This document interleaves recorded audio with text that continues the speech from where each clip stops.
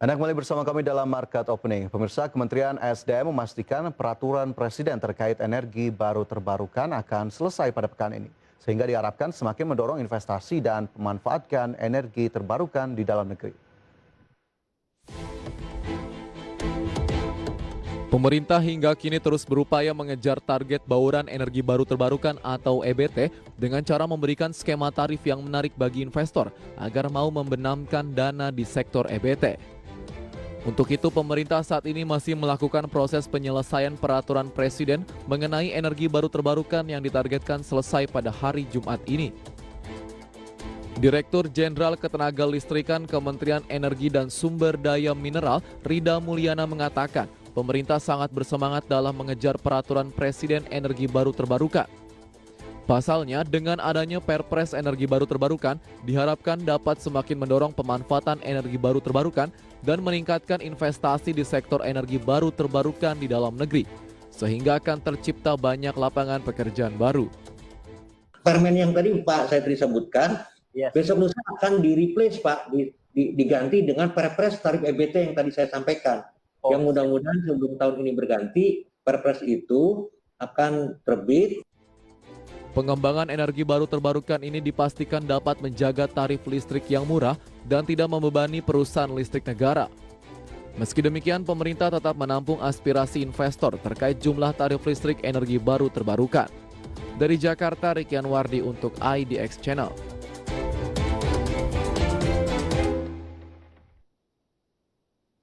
Ya, pemirsa, kembali bersama kami dalam Market Opening dan masih terhubung bersama dengan Bapak Hendra Martono selaku founder dan CEO Ara Hunter. Pak Hendra masih bersama kami? Ya, Pak Hendra, kita lihat ini awal pembukaan di pukul 9, pembukaan sesi 1, IHSG kita kembali bergerak melemah. Tadi sempat 0,25%, saat ini di 0,22%. Apa yang kemudian bisa kita cermati dari pembukaan di hari ini, Pak Hendra?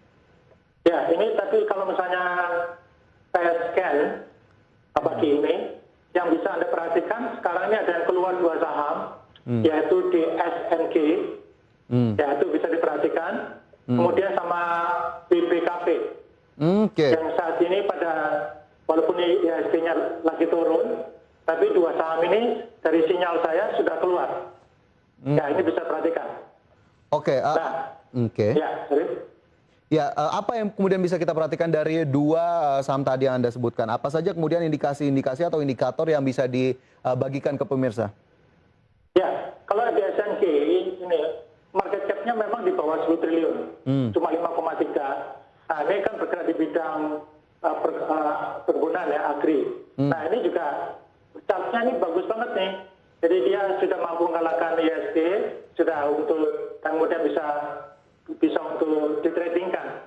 Cuma anda harus perhatikan ya, rata-rata transaksinya ini cuma kecil. Jadi Anda kalau misalnya mau beli, cuma langsung beli 5 miliar gitu ya jangan. Ya, kemudian yang kedua itu adalah yang tadi yang keluar adalah BBKP. BBKP ini ya tadi sempat ada sinyal buy, sekarang sudah mulai agak turun. Anda bisa perhatikan. Ya, jadi dari 15 menitnya ini cukup bagus, 5 menitnya pun masih bisa diperhatikan. Oke, ini sudah mencapai 4,1%, tadi sempat 4,92%. Ada level-level yang bisa kita perhatikan lebih lanjut untuk BBKP?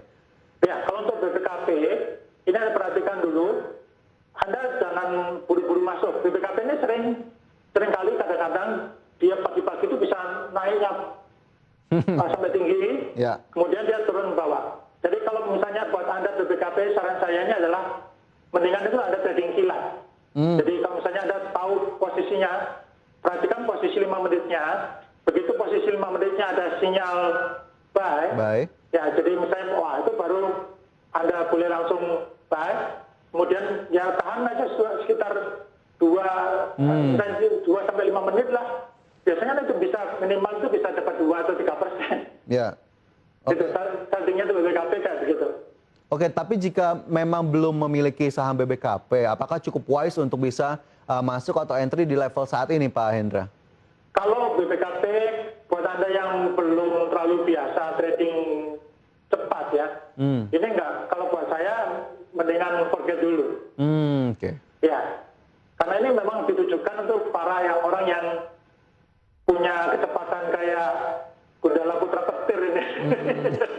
Berarti dalam tanda kutip gaya trading yang cukup cocok gitu ya untuk saham BBKP ini ya Pak Mahendra? Ya, tradingnya bukan trading biasa nih, tradingnya ada trading kilat. Karena Anda harus pakai time frame-nya 5 menit. Time frame-nya 5 menit fluktuasi. Kalau Anda tradingnya kayaknya tuh mau belinya aja mana A, mana B. Ya. Waduh, selesai. Oke, jadi memang cukup kilat bisa dilakukan. Tapi jika kita tarik sedikit begitu ya, ini kan sektor finance juga yang tadi juga kita bahas. Secara mid term ataupun long term, apakah memang belum bisa jadi pilihan? Kalau saran saya, kalau sebenarnya ini kalau untuk finance, ini Anda harus mulai sangat-sangat harus wise. Karena untuk sampai ini misalnya contohnya ke bank-bank besar aja. Lihat pendapatan mereka sudah banyak turun. Dan yang lebih mengkhawatirkan, ini banyak orang yang kalau misalnya masalah relaksasi itu kan, mereka kan nggak hanya bayar bunganya aja, nggak bayar pokoknya. Nah sekarang itu banyak loh pengusaha-pengusaha yang sudah nyerah, bayar bunganya aja nggak bisa. Gitu. Jadi oleh karena itu ya pasti berpengaruh dong sama finance. Nah jadi ini kalau misalnya dalam kondisi yang masih seperti ini, masih pandemik, ini nggak terlalu, saya sarankan hanya untuk trading aja, jangan untuk buy and hold. Oke, baik, karena memang kondisinya cukup sulit, bagaimana kemudian pengembalian dari nasabah atau peminjam ini juga menjadi perhitungan tersendiri karena bank-bank buku 4 saja juga terdampak begitu ya dari kondisi seperti ini. Oh ya, luar biasa. Oke, dari BBKP dan juga tadi ada satu saham lainnya yang juga diulas oleh Pak Hendra. Saya juga ingin menanyakan Pak Hendra, sebetulnya melihat kondisi indeks harga saham gabungan kita tadi sepertinya belum saya tanyakan. Apa sebetulnya yang masih menjadi key driver atau drive utama dari IHSG kita sejauh ini? Adakah sentimen-sentimen yang cukup spesifik di sana? Kalau menurut saya sih sebenarnya ini sudah nggak ada sentimen lagi. Jadi maka oleh karena itu harus di-create sentimen. Ya, jadi agar supaya, misalnya contohnya waktu vaksin, maka farmasi. Nah, kemudian sudah habis, ini yang kemudian create apa lagi? Yaitu kemudian yang merger bank syariah. Nah, merger bank syariah, bank yang nggak ada hubungannya lain-lain juga ikut-ikutan. Ya, kemudian kalau ini sudah selesai, cari misalnya yang tadi misalnya yang Tesla, ya tadi nikel.